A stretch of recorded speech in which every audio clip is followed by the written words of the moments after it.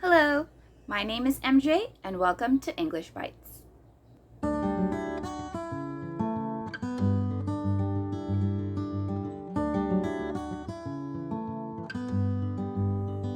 Today's vocabulary is related to cooking part 2.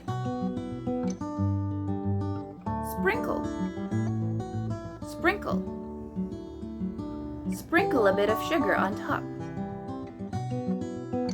Add a pinch. Add a pinch. Add a pinch of salt to the eggs. Put some. Put some.